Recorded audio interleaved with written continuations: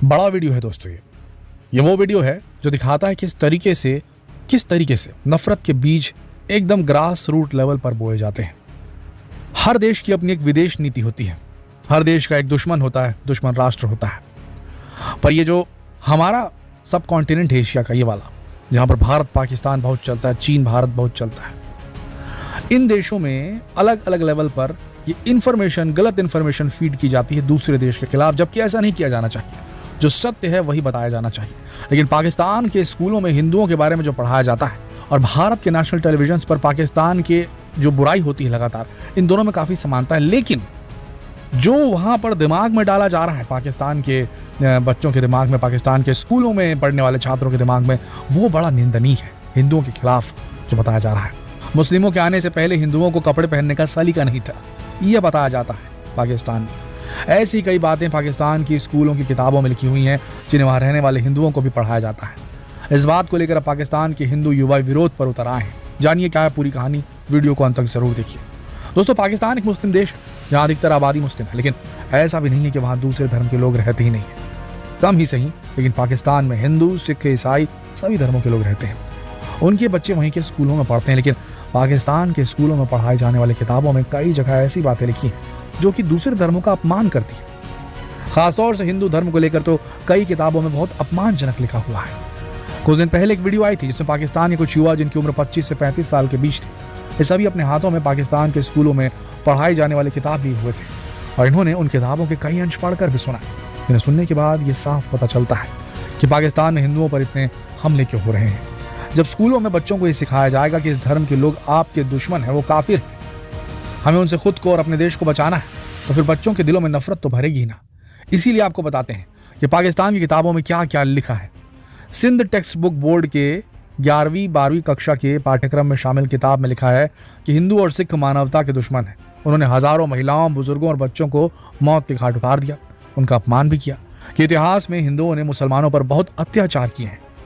उन्हें जगह जगह काफिर कहकर संबोधित किया गया है। काफिर का मतलब होता है भगवान को ना मानने वाला, और ये 9वीं और 10वीं की किताबों में लिखा है।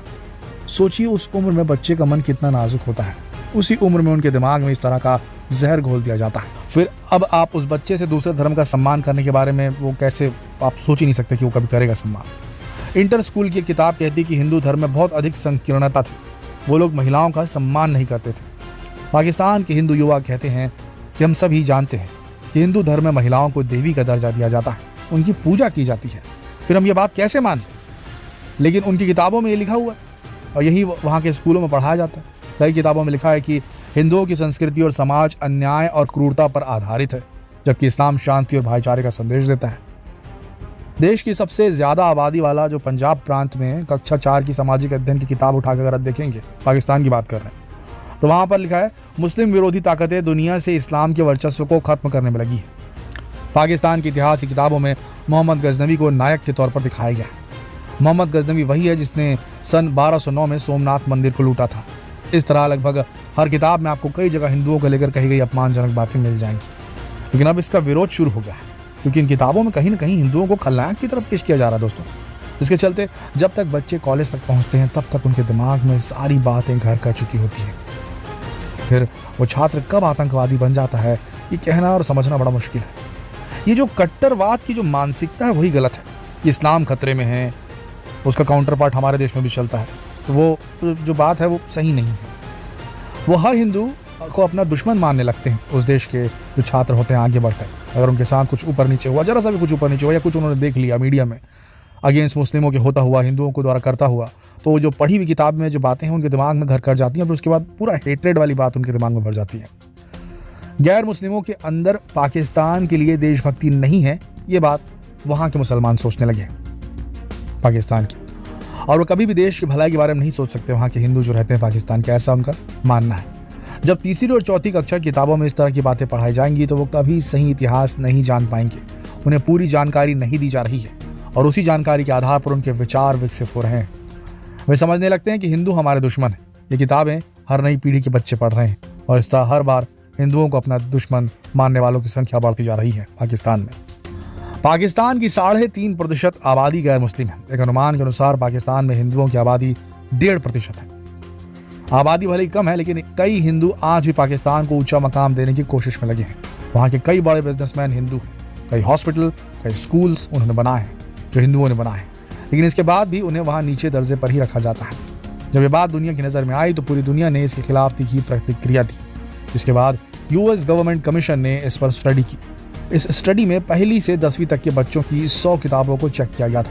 37 पब्लिक स्कूलों के 277 स्टूडेंट्स, टीचर्स के इंटरव्यू हुए। साथ ही साथ 19 मदरसों में 226 स्टूडेंट्स और टीचर से भी बात की गई। रिपोर्ट में सामने आया कि सभी अल्पसंख्यक, खासतौर पर हिंदुओं को पाकिस्तान में बहुत गलत तरीके से पेश किया जा रहा, दिखाया जा रहा। ईसाई समुदाय के लोगों के लिए भी गलत बातें लिखी हैं, लेकिन हिंदुओं को दुश्मन के तौर पर देखा गया है। किताबों में अल्पसंख्यकों को कमतर दर्जे का या फिर दोयम दर्जे का नागरिक माना जाता है।